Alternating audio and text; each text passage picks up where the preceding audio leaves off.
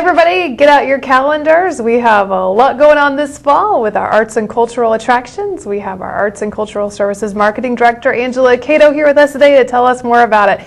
Angela, I know one thing that the kids always look forward to every year is the Letters to Santa. Well, absolutely. We have our ever popular Letters to Santa project starting up again on November 14th.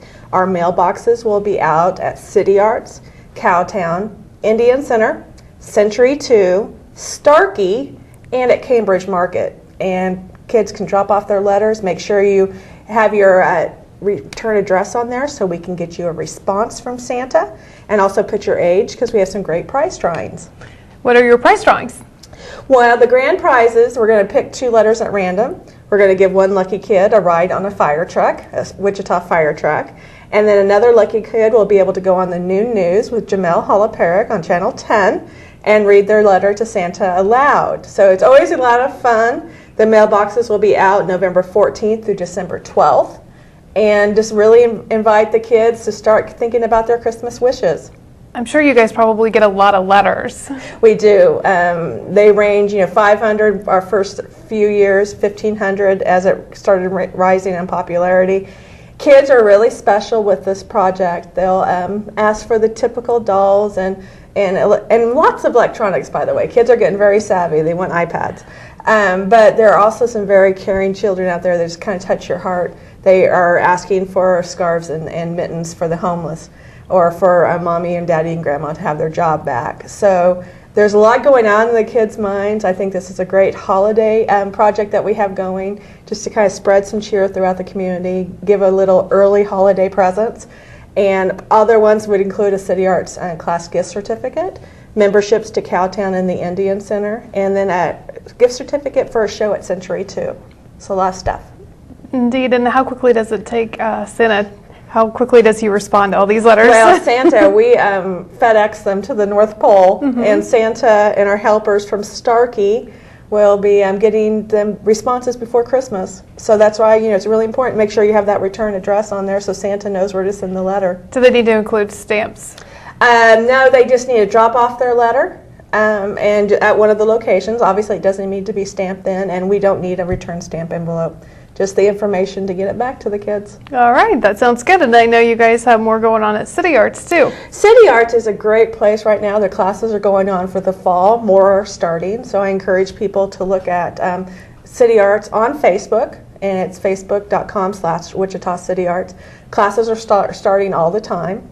Ones I want to point out now is for parents to start planning ahead for when the winter break is for children at school. And they have winter break art classes that are one-day experiences, either in the morning or afternoon, that really give the kids the positive interaction over winter break.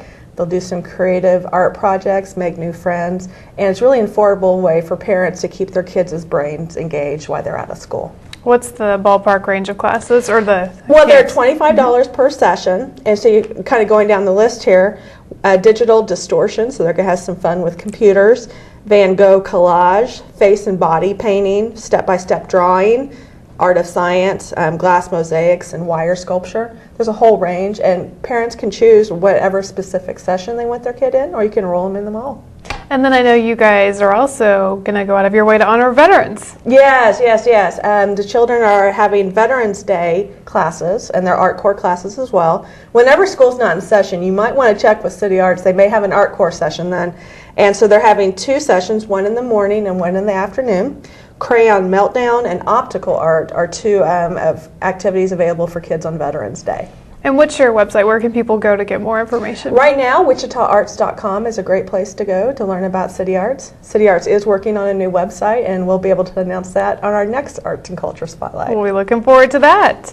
And moving right along to Century 2, we've got another holiday tradition that everybody loves, The Night with Santa. Absolutely. December 2nd at 6 p.m. starts outdoors on Kennedy Plaza. I believe Santa's he's going to be a busy guy with these letters in between this. He's going to arrive on fire truck and greet the children. There's going to be tree lighting, fireworks, and activities inside for kids inside Exhibition Hall. And who handles all the games inside? I believe it's all organized by our friends with the Park and Recreation Department. They do a wonderful job each year to really give this free event, I'll stress it's free, for kids and their parents to come have a wonderful evening in downtown Wichita to celebrate the holidays. And I know there's always a huge turnout, so get there early. Oh, absolutely, very huge. And have a little patience with parking, I would assume, but it's really worth it. It's coming there. There is always a huge turnout there. And there might be some readings of 'Twas the Night Before Christmas, I believe. A lot to look forward to. And I know that's not the only thing going on at Century 2. There's some things that rounding out the end of this month in November. On November 9th is Joe Bonamassa. He is a jazz blue guitarist. And then the Wichita Symphony Orchestra on November 15th and 16th are presenting Mozart and Salieri. And it'll be a great entertainment. And Century's 2 website is? Century 2, it's the number 2.org. Perfect. Let's move along now to the Mid-America All Indians Center. Well, this is great. There's so many things going on in all our facilities, and they really complement each other. And so when we're talking about the holiday and the seasons, right now people are talking a lot about family gatherings and food. Well, for the first time, the Indian Center is hosting Share Our Food. It's a dining event on November 13th at 6 p.m. And they're $20 tickets in advance and $25 at the door. And it's really a wide range of samplings of American Indian dishes that have been handed down throughout the ages, and now they have maybe a little modern twist on it as people make them today. And it's one of the great ways to share American Indian culture from a different perspective. A lot about Indians can be shown through their food, how they made it. Different types of people, Indian cultures would eat a little differently depending on where they are in the United States. And so you're going to have a great sampling of the food, some history behind it, and then you can take the recipes home for yourself. Sounds like a fun opportunity to try out some new food. It is. They've already sold quite a few tickets, so again, I would make sure you buy your tickets in advance. And then Indian Center is also offering some classes, correct? They are. They have a clay ornament workshop on November 15th from 1 to 3, beginning finger woven belt class on December 6th from 10 to noon, and beginning dream catcher classes on December 13th from 1 to 3. And all of those classes, you can learn more about them on the Indian Center website, theindiancenter.org.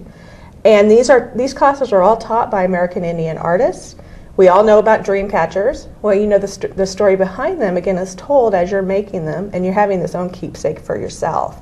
So it's a great opportunity to, again, learn about American Indian culture. You can see a little theme here. There's lots of different ways that they're doing this. That it's not all just one way that you hear about what made American Indians where they are today. There's the food, there's their art, and there's their community. And so these are all great ways. Something for everybody. Absolutely. And let's talk about Santa a little bit more before we let you go. Well, yes. You can't talk about holidays without talking about Cowtown. Victorian Christmas is almost here again. Can't believe it's another year. It is one of the most long-standing events at Cowtown that gets the most family participation from a nostalgia viewpoint. Parents are taking them with their grandparents because their grandparents took them, and now they're going to take their children. There's always new twists each year, but there's the same base fun and experience Cowtown at night, with the candles lit and the carolers going down the streets. There might be a little chill in the air, so you bundle up a little bit. But music around every corner. It's great nostalgia, and it's the first 2 weekends of December, the 5th and 6th and the 12th and 13th, regular admission. And there is an optional dinner package on the Saturdays that you can add to it. It's a little extra, but you get to start the evening with a Christmas dinner that's catered, then go on to the experience on the grounds. It's a fun way to get into the holiday spirit. It is, and more information is on oldcowtown.org. Really great resources on all these websites. Go there, learn a little bit about it. There's contact information to give us a call. Well, thanks for being in here and giving us such a great update. You're most welcome, Lorgel. All right, and thank you for watching this edition of the Arts and Culture Spotlight.